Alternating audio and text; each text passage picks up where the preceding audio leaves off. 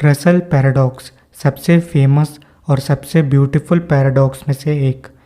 इस पैराडॉक्स को 1901 में बर्ट्रैंड रसल ने फाउंड करा था और 1903 में I book principle of mathematics में भी इसको पब्लिश करा गया था। ये पैराडॉक्स मुझे काफ़ी इंटरेस्टिंग लगता है क्योंकि ये पैराडॉक्स आपको हर सिचुएशन में कुछ अलग सोचने के लिए इंस्पायर करता है। आइए इस वीडियो में हम इस पैराडॉक्स के बारे में बात करेंगे। तो बिना किसी देरी के हम अपना वीडियो शुरू करते हैं। रसल पैराडॉक्स को देखने से पहले मैं आपको बार्बर्स पैराडॉक्स के बारे में कुछ जानकारी देना चाहता हूँ।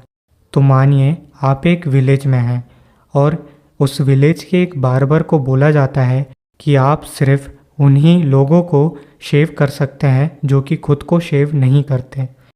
तो अब मैं आपसे एक क्वेश्चन पूछता हूँ कि क्या वो बार्बर खुद को शेव करेगा?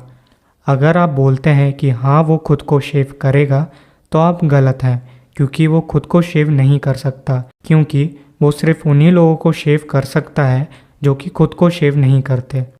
और अगर आप बोलते हैं कि वो खुद को शेव नहीं करेगा तो ये भी गलत है, क्योंकि उसको शेव करना चाहिए, क्योंकि वो उन लोगों को शेव करता है जो कि खुद को शेव नहीं करते। मैं जानता हूँ आपको ये अभी थोड़ा कंफ्यूजिंग लग रहा होगा, लेकिन दोबारा वीडियो को रिवाइंड करके देखिए और इस पैराडॉक्स के बारे में गौर से सोचिए, क्योंकि रसल पैराडॉक्स इससे बहुत ही ज़्यादा सिमिलर है। अगर मैं आपसे पूछता हूँ कि आप मुझे मैथमेटिकल नंबर्स को किसी भी तरह डिफ़ाइन करके बताइए, तो ये टास्क बहुत ही ज़्यादा मुश्किल है। और अगर आप इसमें सफल भी होते हैं तो आप कई बार क्वांटिटी और अमाउंट जैसे शब्द यूज़ करेंगे जिनको डिफ़ाइन करने के लिए खुद नंबर वर्ड का यूज़ होता है। ये क्वेश्चन मैंने आपसे इसलिए पूछा क्योंकि इससे हमें मालूम पड़ता है कि मैथमेटिक्स से हम अपने यूनिवर्स को डिस्क्राइब तो कर सकते हैं, लेकिन ये सिर्फ हमारे यूनिवर्स की एक्सक्लूसिव प्रॉपर्टी नहीं है। क्या आप ऐसे यूनिवर्स को इमेजिन कर सकते हैं जहां 1 + 1 11 हो?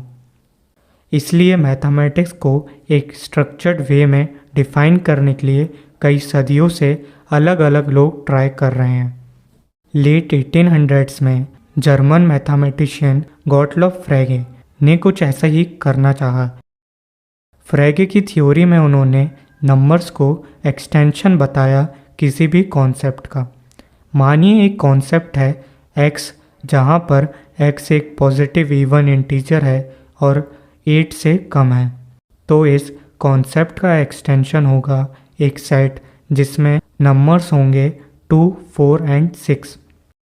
मानिए एक और कॉन्सेप्ट जहाँ x है नंबर ऑफ ह्यूमंस जिनके पास 4 आँखें हैं, तो इसका एक्सटेंशन होगा एक सेट जो कि एम्प्टी है।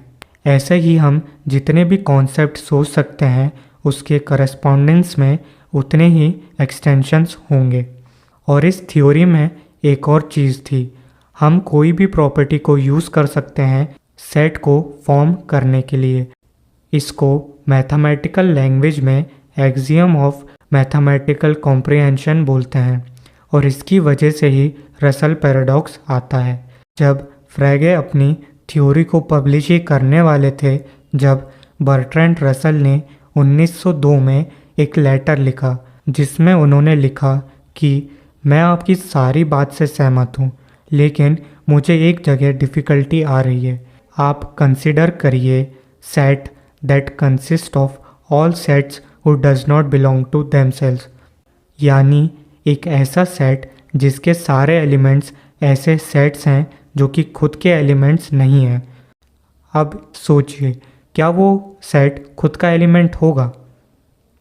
अगर वो खुद का एलिमेंट होगा तो उसे नहीं होना चाहिए, क्योंकि हम सिर्फ ऐसे सेट्स कंसिडर कर रहे हैं जो कि खुद के एलिमेंट नहीं हैं। और अगर वो खुद का एलिमेंट नहीं है तो उसे होना चाहिए, क्योंकि हम ऐसे सेट्स कंसिडर कर रहे हैं जो कि खुद के एलिमेंट नहीं हैं। अब आपको समझ में आ रहा होगा कि ये रसल पैराडॉक्स क्या है, और आपको ये भी समझ में आ गया होगा कि मैंने इसको समझाने से पहले बार्बर्स पैराडॉक्स का एग्जाम्पल क्यों दिया। इस लेटर को पढ़ने के बाद फ्रेगे की दुनिया ही हिल गई, क्योंकि वो जिस थ्योरम पर 20 साल से ज़्यादा काम कर रहे थे, उन्हें मालूम पड़ा कि जो उसका बेसिक अजम्पशन है वो ही गलत है। अब दोस्तों मैं आपको एक चीज़ क्लियर कर देता हूँ जिससे आपको कोई भी डाउट ना रहे। आपको ये डाउट हो रहा होगा कि ऐसे कौन से सेट्स हैं जो कि खुद के एलिमेंट हैं। तो मैं आपको एग्जांपल देके बताता हूँ, जिसके बाद आपका डाउट क्लियर हो जाएगा। आप ऐसा सेट कंसीडर करिए जिसमें ऐसे सारे सेट आते हैं जो कि टेलीविज़न ना हो। तो अगर हम लॉजिकली देखें तो वो सेट भी इसके अंदर आएगा, क्योंकि वो टेलीविज़न नहीं है। दोस्तों ये जो फ्रेगे की थ्योरी थी और ये जो रसल पैराडॉक्स है, वो बहुत ही ज़्यादा इम्पॉर्टेंट था हमारे फाउंडेशन ऑफ मैथमेटिक्स के लिए। यानी जो थ्योरी का हम अभी यूज़ लेते हैं फाउंडेशन ऑफ मैथमेटिक्स को बताने के लिए, वो है ज़र्मेलो-फ्रैंकल सेट थ्योरी, जिसमें बहुत सारे ऐसे पॉइंट्स हैं जो कि फ्रेगे की थ्योरी से लिए गए हैं। अगर दोस्तों आपको फ्रेगे की थ्योरी और रसल पैराडॉक्स के बारे में और भी जानना है तो मैं नीचे आपको एक आर्टिकल का लिंक दूंगा, वो आप पढ़ सकते हैं। वो आर्टिकल मुझे बहुत ही अच्छा लगा और आप उसको पढ़ के फुल डिटेल में जान सकते हैं कि ये थ्योरी क्या थी। तो दोस्तों हमारा वीडियो यहीं ख़त्म होता है। अगर आपको ये वीडियो अच्छा लगा हो तो इस वीडियो को लाइक करना ना भूलिए, और अगर आपको ऐसे वीडियोस अच्छे लगते हैं तो इस चैनल को सब्सक्राइब करिए। मैं आपके लिए ऐसे वीडियोस लाता रहूँगा और मैं आपसे अगली वीडियो में मिलता हूँ। देखने के लिए धन्यवाद।